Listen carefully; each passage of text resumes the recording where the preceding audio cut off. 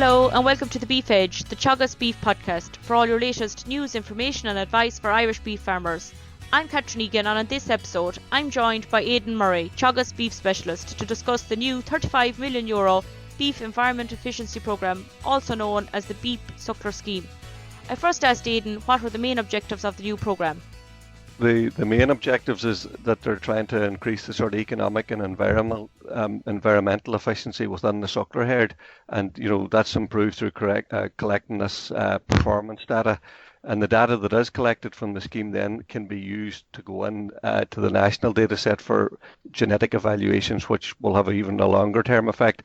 The scheme itself is sort of the targeted measures within the scheme. You've got weaning efficiency of the suckler cows, where you're looking at the mature weight of the cow versus the weight of the calf that she potentially weans, and seeing how efficient that animal is.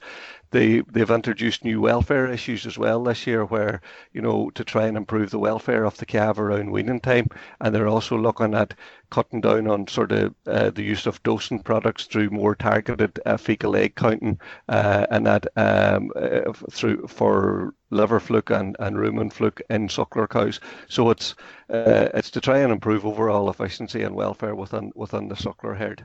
And what cows are eligible for this new programme?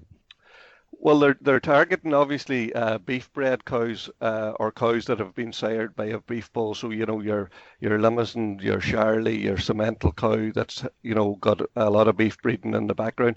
But it'll also be suitable for the likes of Angus Cross Friesian, Limousin Friesian, Hereford Friesian, so long as the cow has been sired by a beef bull and is on the farm basically to rear a calf through suckling, and not for any form of commercial milk production as such.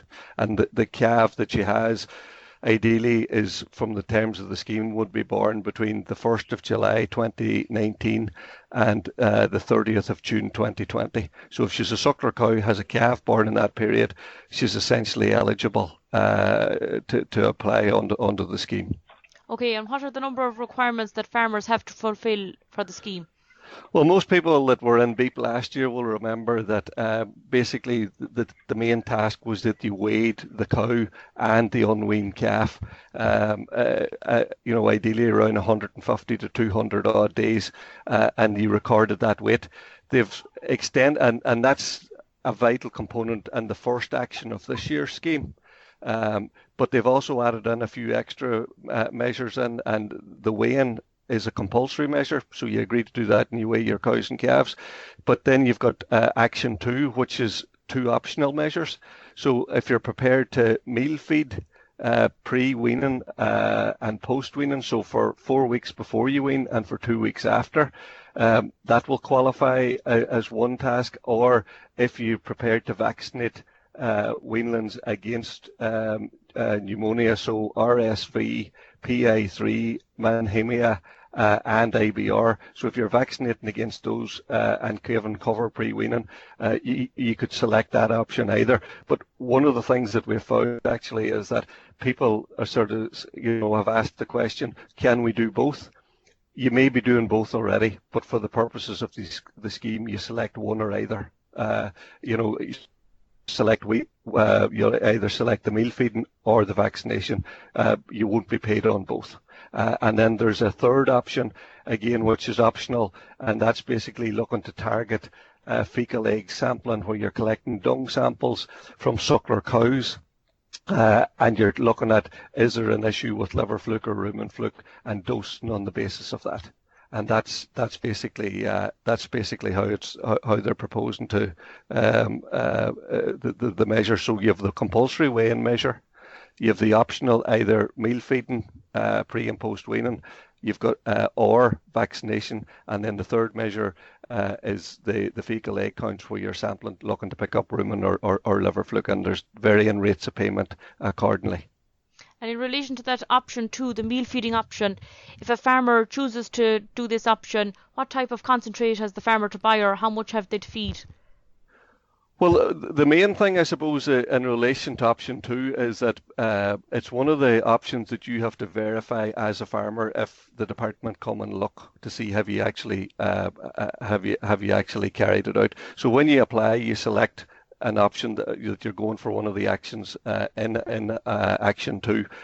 And basically, with the meal feeding, you can feed a compound ration. So basically all they're looking for you to do, Catherine, is feed a balanced weanling ration. It can be either a compound ration that you buy straight from the merchant or the co-op, or it can be a straight mix that you might use yourself. And obviously, if you decide to do it, you have to record weaning weights or weaning dates.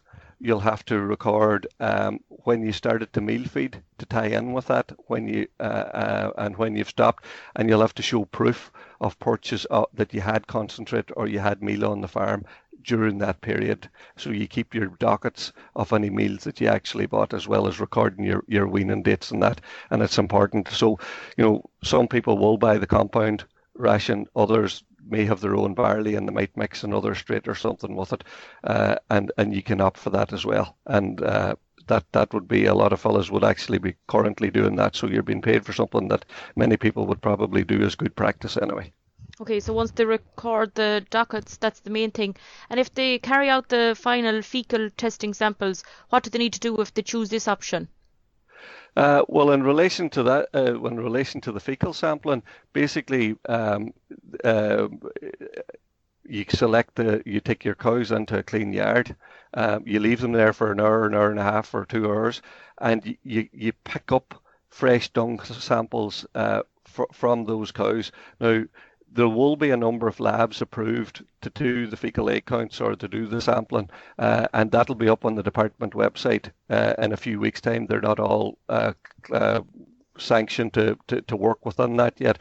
So as a farmer, you would ring up the lab and say, I want a fecal egg counts kit for the scheme. They send it out to you.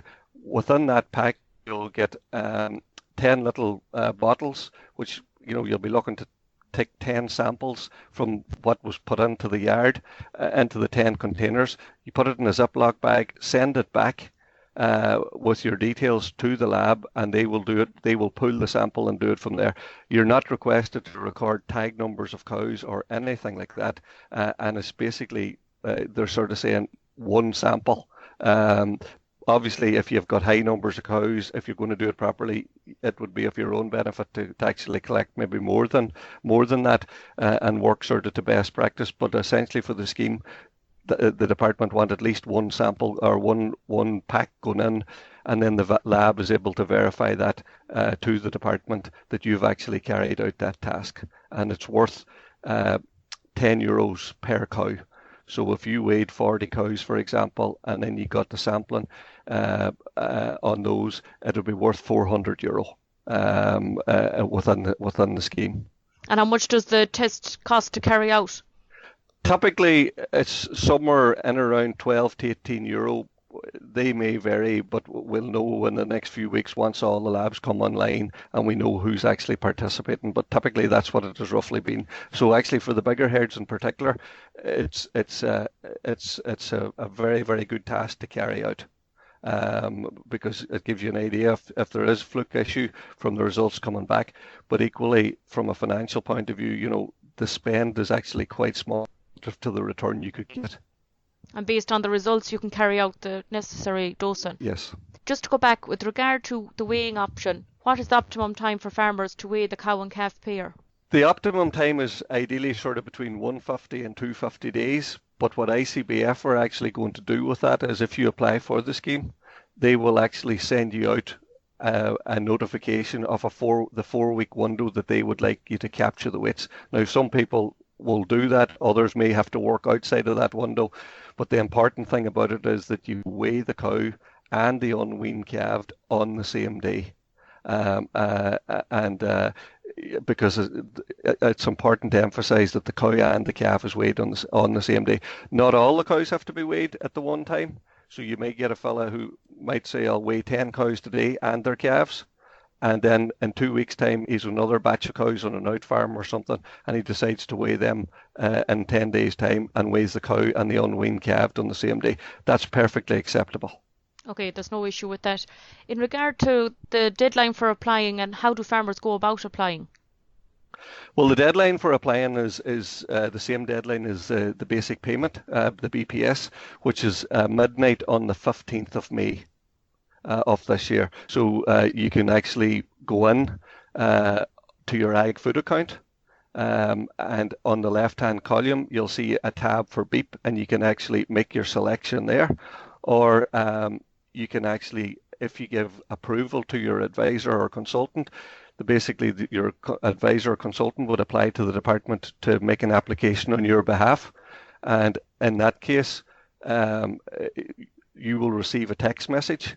And if you want them to do it, you'll reply DAFM space Y, and that allows your advisor or consultant access to be able to lodge the application for you.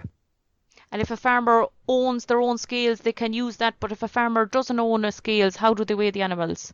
There's basically three options there really available. If you own your own scales, if you hadn't registered them last year, you would have to go in on the ICBF site and register your scales, and they'll give you a number that you'll need to put down with any recording of weights as such. So that's perfectly fine. If you don't own your own scales, you can either rent scales, which are available. A number of the co-ops and livestock marts around the country, for example, had them last year, and you can go and rent one for a half a day or a day. You pay a charge, you apply to rent it, you pay a charge, and you leave it back washed and clean. They will actually give you the details of the number of the scale, and that you'll also need to record to be able to submit your weights. The other option is that you may have a brother or a neighbour or someone that has a set of scales, and if they're actually registered, you can actually borrow scales from a third party. Now there is, if you go through the terms and conditions, there is a 1A form that's there if you're sourcing these scales from a third party. And basically what it asks you for is you need to fill this out when you get the scales, is you need to put down the registration number of the scales, who owns them, the address of the owner must sign it. And basically your details go on the form, you sign it, and you put down a date as to when you borrowed the scales and a date when you returned them. And just where you're renting or borrowing, be conscious of the biosecurity end of things and make sure that you leave the scales back washed and clean. Okay, and for farmers that have carried out the weighing, how do they submit the weights to ICBF? There's basically, you can submit them online through, if you go in to your ICBF Herd Plus account and go in under the BEEP, you can record the weights on that, or you can actually print off through your Herd Plus a weigh-in sheet of eligible animals and record it on paper and return that to ICBF, or you could ring ICBF and ask them to send you out the sheet for weighing, but it's important that you use the actual ICBF sheet to record the weights. And if you collect the weights, if you weigh an animal today, you're meant to submit those weights within 7 days. How much is the scheme worth for any farmer that decides to participate in the scheme? It's actually, it's compared to last year, it's very, very attractive from the point of view that they have upped the rates of payment.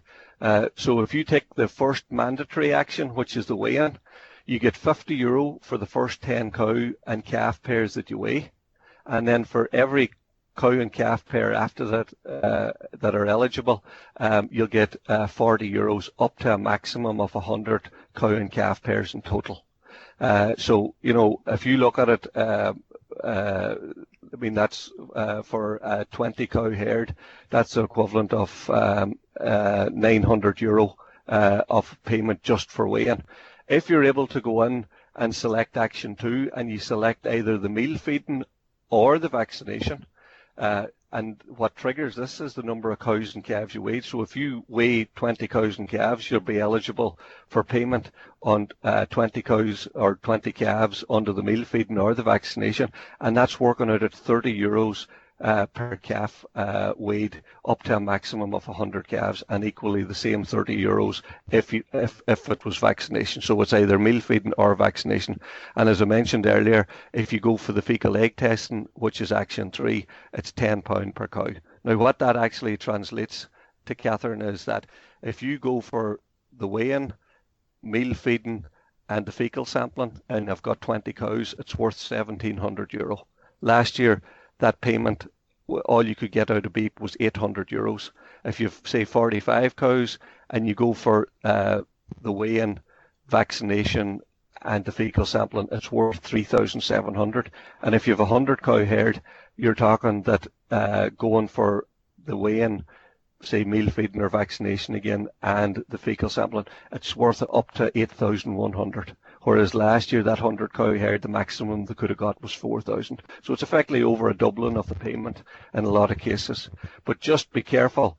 If you decide to select out of the action two, either the meal feeding or the vaccination, make sure that you actually carry it out, because that is one that the department will come back and check with the farmer, and there's, the penalties would be severe if you're found out not to be compliant on that one. So be very, very sure when you're ticking the boxes that if any of the actions out of action or out of the box two, that you will carry them out. Significant payments there for some of the actions that's been carried out, which a lot of farmers will already be carrying out on their farm. For spring calving herds at the moment, it'll be fairly straightforward, but for autumn calving herds that calved in 2019, what are the key actions farmers need to perform now prior to weaning to comply with the scheme? Yeah, well, you take, for example, an autumn calving herd. They were accepting weights that have been put up on the system since the 1st of January. And all the weights, whether you're spring or autumn calving, must be up on the system before the 1st of November, bearing in mind that whatever day you take the weight, you're supposed to upload it or submit it within 7 days. So for an autumn calving herd, the first thing is you can, depending on the age, you can weigh the cow and the calf now and record the weight, and that ticks the box for the weighing option. Now, there is some people thinking about weaning autumn-born calves.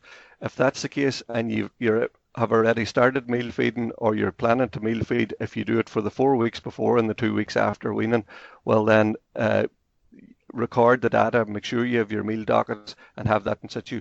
Other people, will have started maybe vaccination, but remember, if you opt for the vaccination, remember that you're doing it for RSV, PI3, Menhamia, and IBR. Some people have been in contact and said that they haven't vaccinated for IBR, and the advice there would be that if you're within your time limits, then go back, consult with your vet, and vaccinate for IBR under the terms of the scheme. For further information, the terms and conditions are on the Department of Agriculture website and will be attached on the link in the details section of this podcast, or you can contact your local Teagasc advisor. Thank you very much, Aidan, for joining me on the show. That's all for this episode. You can catch up on all other shows and interviews from the Beef Edge podcast on the Teagasc website at teagasc.ie, or you can listen on Apple and Google podcasts as well as Spotify. Don't forget to rate, review and subscribe so you never miss a show. For all other updates on our beef programme, keep an eye on our Twitter and Facebook pages. Until next time, I'm Catherine Egan, and thanks for listening.